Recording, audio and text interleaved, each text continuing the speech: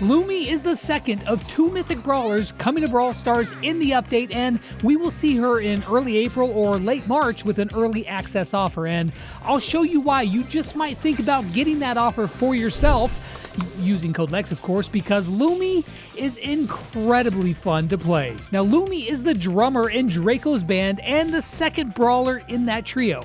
She has 6,000 hit points at max level, which for a damage dealer is quite low. Now her movement speed is normal, but what she lacks in speed, she makes up for in damage, versatility, and control.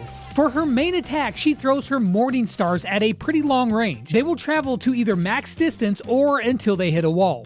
Now once both attacks have been thrown, you can press the fire button again and they will be recalled to you. Now on the way out, they deal 1,000 damage each, but on the way back in, they deal 1,800 damage each. Get a hit with both in both directions and you're going to be taking 5,600 damage. Now, one little note here is that you can recall your shots before your second Morning Star reaches its max distance if you spam the attack button, so that it makes it quicker to deal some damage. But also, if you press it too fast, your shot might not reach your target. Now, with one of her star powers, when those shots retract, if they hit a target, then that target will be slowed, making her follow-up shots that much easier to connect with. Now, both of Lumi's gadgets go hand in hand with her main attack as well. When thrown and not retracted, if you press your gadget, it will create a good size area of effect around these shots. Now which effect it gets depends on which gadget you use. One of them sets the ground on fire, dealing damage to enemies, while the other creates like a slippery surface similar to a very small Lu super. And speaking of supers,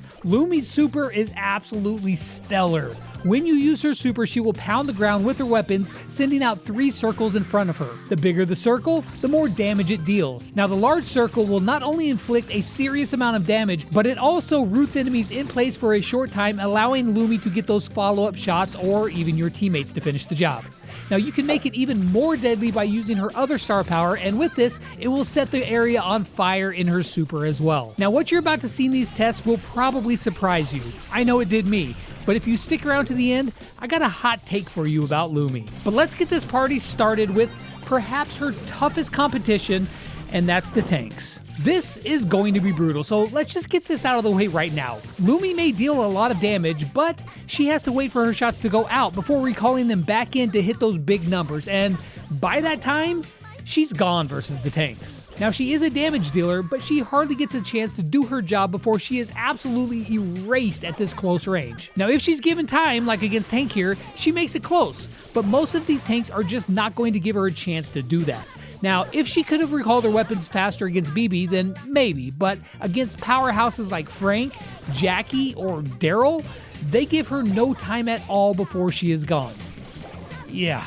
Just like El Primo does, getting the win before Bull finishes off the entire set of tanks with him not losing a single match. Now, I didn't expect her to win any of these base level interactions, but it does tell us something useful.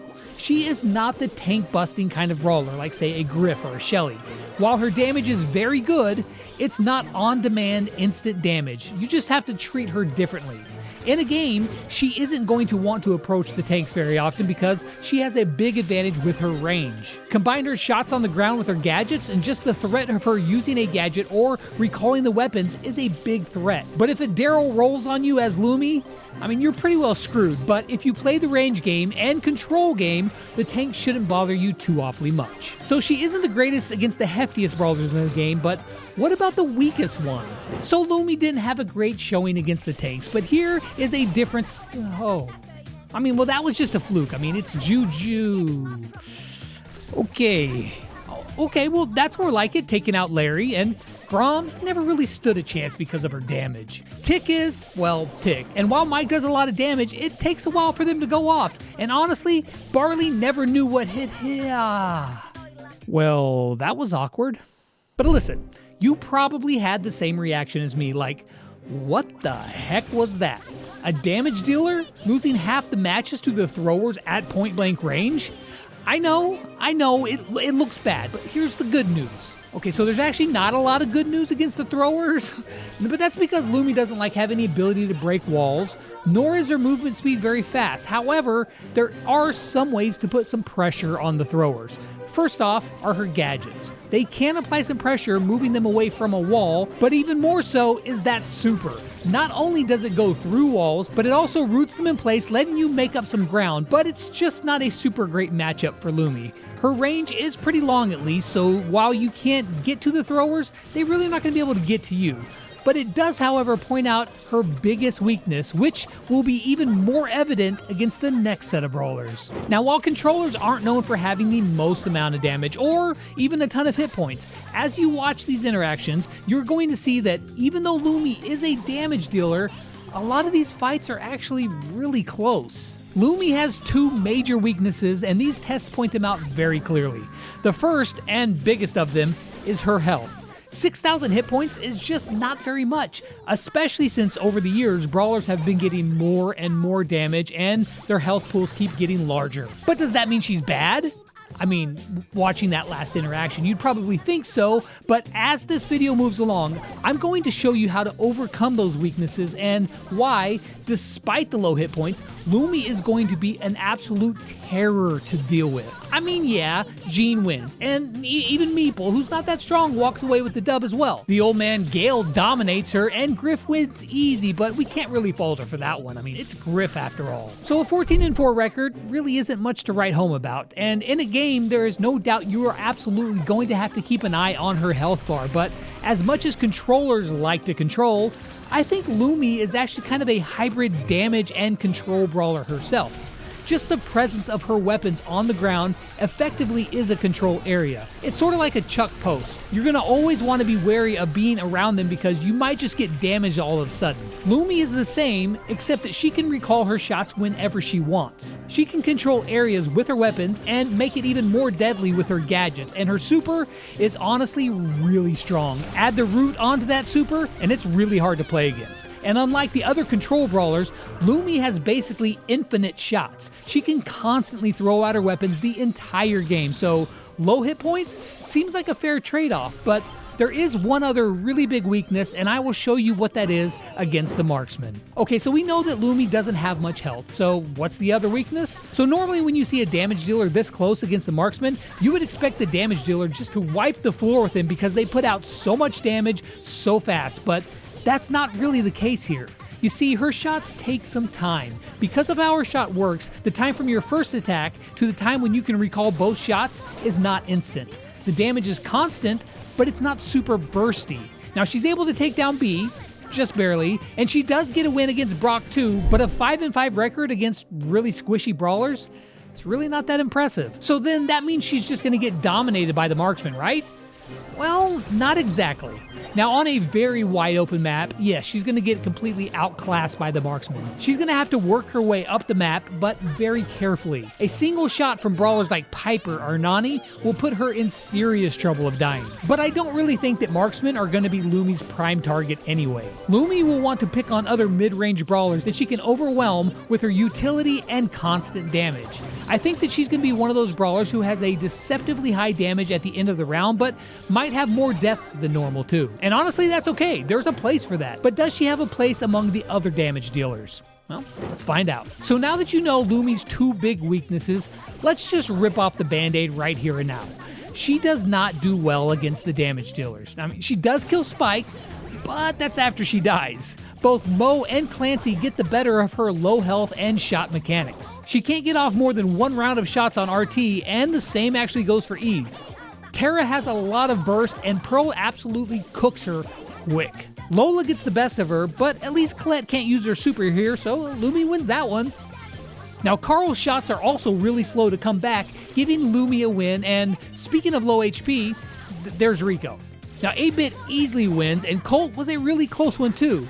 And Shelly, whew, that was fast. Now, I think a good analogy here is Carl. Carl lost to Lumi because his shots were even slower, yet Carl is a very solid brawler in the game. I think that knowing these base level interactions are valuable because even though it doesn't simulate a real game, it does give us info on what happens when everything is equal. And Lumi may look really bad in these interactions, but as you can see in the gameplay, she's actually very solid. Now against the other damage dealers, I think it's going to be really matchup dependent. Slower damage like against Carl, I think that she can take an advantage. However, brawlers with faster burst or longer range, you're going to have to play good and work on that juking to get in range. But if you are in range, make no mistake, regardless of what these raw interactions look like, she is going to dominate a ton of brawlers. But there is one class that she does have to be really worried about, and that's the assassins.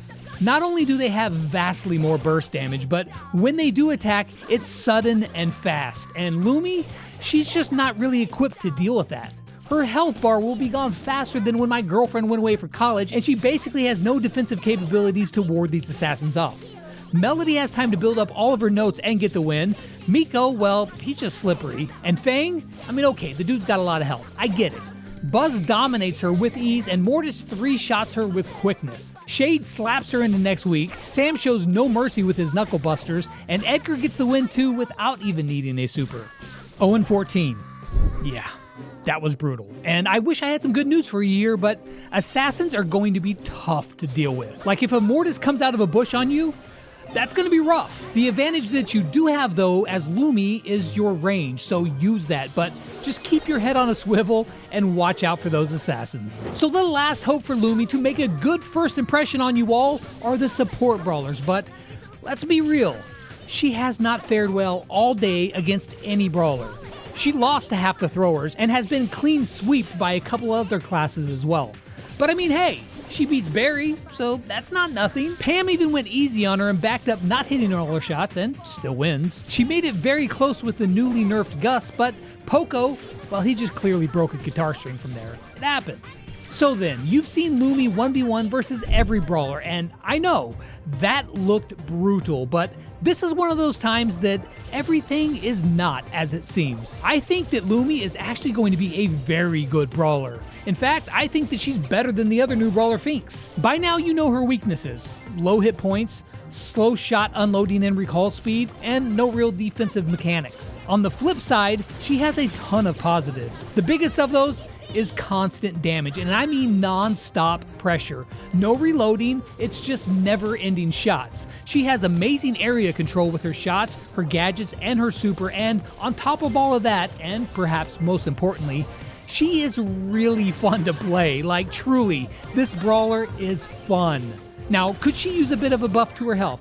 I mean, yeah, maybe, but playing her feels very different than any other brawler I've played before. It's non-stop action, but it's not mindless. You get to think more about everything that's going on as well. Where to throw your shots for control, when to recall them. You can leave them in the spot and then recall them through a wall and catch somebody off guard, or maybe you leave them there, pop a gadget, and deny an area. You can use walls to get your shots back quicker like Carl. You can use your super through walls, catch multiple enemies, root them, have your teammates blow them up as well. Listen, I know that those were some brutal interactions, but I'm trying to convince you here because I truly believe it. She's good. I don't know how else to say it. Lumi is a very strong brawler. Hope you enjoy the update.